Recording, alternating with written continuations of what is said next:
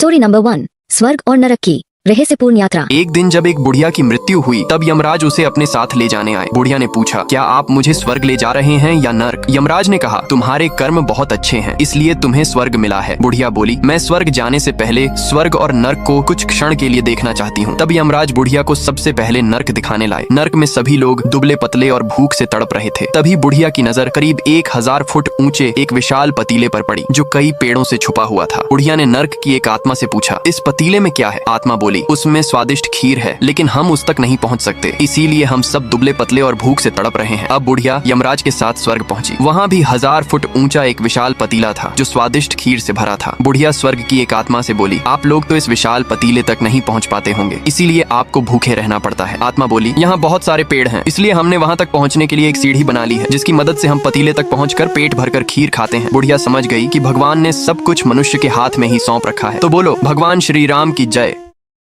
Story number 2, Sita ji ने तो दिया एक पुत्र को जन्म, फिर लव कुश दो कैसे हो गए? माता सीता ने तो दिया था एक ही पुत्र को जन्म, तो फिर लव और कुश दो कैसे हो गए? एक बार की बात है, माता सीता कुछ लकड़ियां लेने जंगल जा रही थी तो उन्होंने महर्षि वाल्मीकि से लव का ध्यान रखने को कहा। उस समय महर्षि किसी काम में व्यस्त थे तो उन्होंने सिर हिलाकर लव को वहाँ रखने की बात कही। सीता जब जाने लगी तो उन्होंने देखा कि महर्षि अपने कार्य में व्यस्त है तो उन्होंने लव को साथ लेकर जाना ही उचित समझा। जब माता सीता लव को अपने साथ ले जा रही थी तब महर्षि ने नहीं देखा। कुछ समय बाद महर्षि का ध्यान गया तो लव को वहाँ नहीं देखकर वो परेशान हो गए कि लव को कहीं किसी जानवर ने तो नहीं उठा लिया। अब सीता वन से वापस लौटेगी तो उन्हें क्या जवाब दूंगा? वो रोने लगेगी। इसी डर से महर्षि ने पास में ही पड़े कुशा को उठा लिया और कुछ मंत्र पढ़कर एक बालक को अवतरित किया जो देखने में बिल्कुल लव जैसा ही था। कुछ देर बाद जब माता सीता वन से वापस लौटी तो महर्षि ने देखा कि माता सीता के हाथ में लव भी थे। ये देखकर महर्षि चकित रह गए, लेकिन माता सीता दूसरे लव को देखकर बहुत खुश हो गयी क्योंकि इस बालक का जन्म कुशा के द्वारा हुआ तो उस बालक का नाम कुश रखा गया। कमेंट्स में जरूर लिखे जय सिया राम। स्टोरी नंबर 3, माता सीता हाथ में घास का तिनका क्यों पकड़ती थी?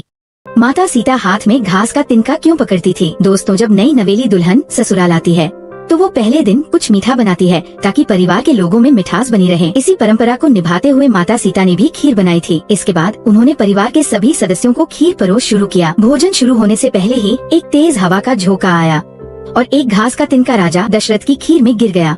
माता सीता ने खीर में उस तिनके को गिरता हुआ देख लिया था, लेकिन माता सीता के सामने ये दुविधा खड़ी हो गई थी कि वो खीर में हाथ कैसे डाले।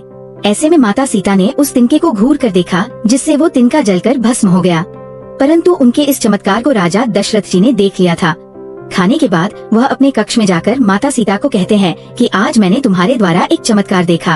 आप साक्षात जगत जननी का दूसरा स्वरूप है, परंतु आप इस बात का ध्यान अवश्य रखें कि जिस नजर से आज आपने उस तिनके को देखा है, भविष्य में अपने शत्रु को भी उस नजर से कभी मत देखना। यही कारण था कि जब माता सीता के सामने रावण आता था तो वो राजा दशरथ की बात को याद कर हाथ में तिनका उठा लेती थी। माता सीता चाहती तो वह रावण को पल भर में भस्म कर सकती थी, लेकिन राजा दशरथ को दिए गए वचन के कारण वो हमेशा शांत रही। दोस्तों, कमेंट्स में जय सिया राम जरूर लिखें। स्टोरी नंबर 4, गंगा में धोया गया सारा पाप कहाँ जाता है?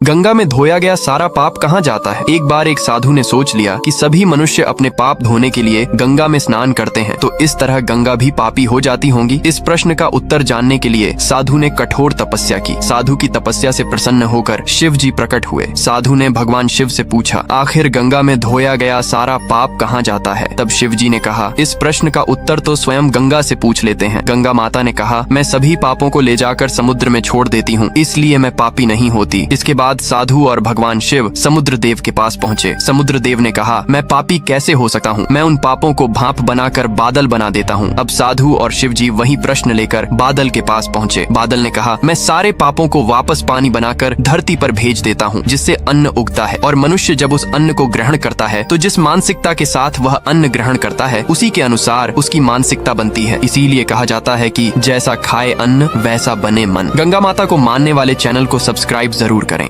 स्टोरी नंबर 5, हनुमान जी को जगन्नाथ जी ने क्यों जंजीरों से बांधा था? आज भी जंजीरों से बांध कर रखा गया है हनुमान जी को इस मंदिर में। जब जगन्नाथ जी की मूर्ति की स्थापना हुई तो उनके दर्शन की झलक पाने के लिए सभी देवता आए। ऐसे में समुद्र देव कहाँ पीछे रहने वाले थे, वे भी एक झलक पाने की तैयारी में थे। जब जगन्नाथ जी के दर्शन को आए समुद्र देव, तब मंदिर के आसपास लोगों को पानी की वजह से भारी नुकसान हुआ। भक्तों ने जगन्नाथ जी से गुहार लगाई। तब जगन्नाथ जी ने समुद्र को रोकने के लिए हनुमान जी को पहरेदार बनाया। एक दिन समुद्र देव ने चतुराई दिखाई और कहा, तुम प्रभु के कैसे भक्त हो जो कभी उनके दर्शन के लिए नहीं जाते, तुम्हारा मान नहीं करता। प्रभु जगन्नाथ के अनुपम सौंदर्य को निहारने के लिए हनुमान जी समुद्र देव की बात सुनकर जगन्नाथ जी के दर्शन को चल दिए और समुद्र देव भी उनके पीछे पीछे चल दिए, जिससे लोगों को फिर से भारी नुकसान हुआ। तब जगन्नाथ जी ने हनुमान जी को सागर तट पर सोने की भेड़ियों से बांध दिया। आज भी जगन्नाथपुरी में सागर तट पर वह प्राचीन मंदिर है जहाँ जगन्नाथ जी ने उन्हें बांधा था। बोलो जगन्नाथ जी की जय। Story number 6। जब जगन्नाथ जी को खाने के लिए दी गई मछली। जब जगन्नाथ जी को खाने के लिए दी गई मछली। दोस्तों, उड़ीसा की कोरमा नाम की एक बूढ़ी महिला जब एक दिन जगन्नाथ जी के मंदिर आई तो उनके रूप को देखकर एक पल में उनसे प्रेम कर बैठी। पर जब उसने पहले बार जगन्नाथ जी का महाप्रसाद देखा तो वो हैरान थी, क्योंकि प्रसाद में ज्यादातर चीज मीठी थी, मसालेदार कुछ था ही नहीं। वो महिला रोज मछली खाती थी तो उसने सोचा कि जगन्नाथ जी को भी ये मसालेदार मछली का भोग देना चाहिए। तो वो बिना किसी पाप का सोच अपने घर से मछली बनाकर उसे केले के पेट में लपेटकर जगन्नाथ जी को चढ़ाने के लिए ले आई। पर जैसे ही कोरमा मंदिर की 22 सीढ़ियों पर चढ़ने लगी तो मछली की बदबू सूंघकर पहरेदारों ने उसे डांटकर रोका।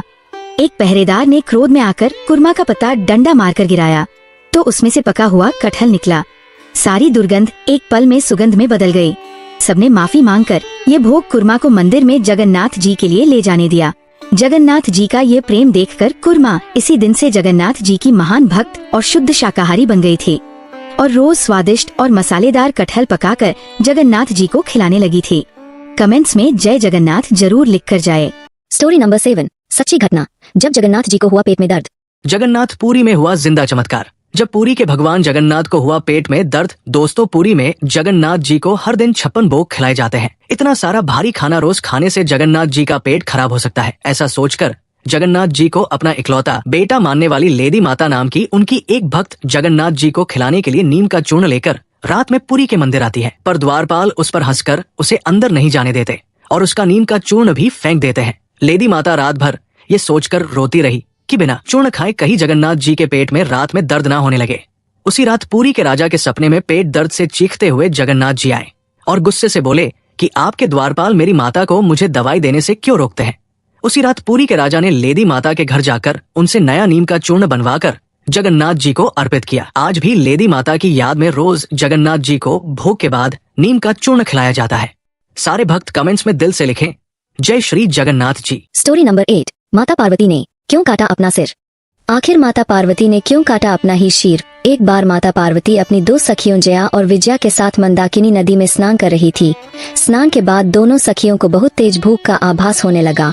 सखियों ने भोजन के लिए माँ भवानी से कुछ मांगा, तब माँ ने उन्हें थोड़ी देर प्रतीक्षा करने को कहा। लेकिन जया और विजया की भूख धीरे धीरे बढ़ती जा रही थी और भूख की पीड़ा से उनका शरीर काला पड़ने लगा। तब सखियों ने माता से कहा कि माँ तो अपने शिशु की रक्षा के लिए अपना रक्त भी पिला देती है, तो आप तो संसार की पालक हो, सबकी भूख शांत करती हो, क्या हमारी भूख नहीं मिटेगी। इतना सुनते ही माता पार्वती ने बिना एक क्षण गवाए खड़क से अपना ही सिर काट दिया। कटा हुआ सिर उनके बाएं हाथ में गिरा और 3 रक्त की धाराएं बहने लगी, जिसकी 2 धाराओं का रक्त उनकी सखियां पीने लगी। तीसरी धारा के रक्त को वो स्वयं पीने लगी और इस तरह माता ने अपने रक्त से अपनी सखियों की भूख शांत की और तभी से माता के इस रूप को छिन्नमस्तिका के नाम से जाना जाने लगा। कमेंट्स में जय माँ भवानी जरूर लिख कर जाए। Story number 9। ये कौन से भगवान ने किया।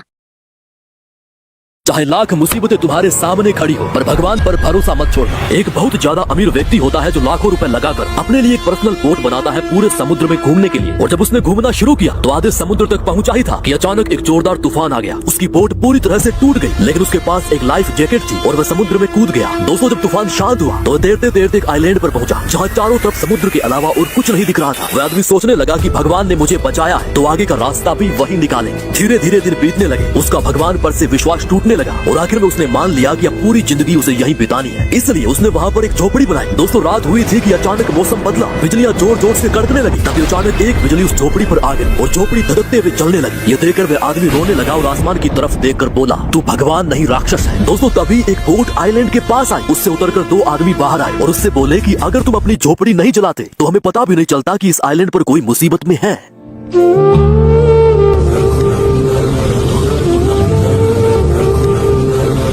प्रिय दर्शकों, हमने आपके लिए 9 शानदार कहानियां बनाई है। आपको इनमें से कौन सी कहानी सबसे ज्यादा पसंद आई, कमेंट करके हमें जरूर बताएं। और अगर आपको हमारा कंटेंट अच्छा लगे तो लाइक, शेयर और सब्सक्राइब करना न भूलें।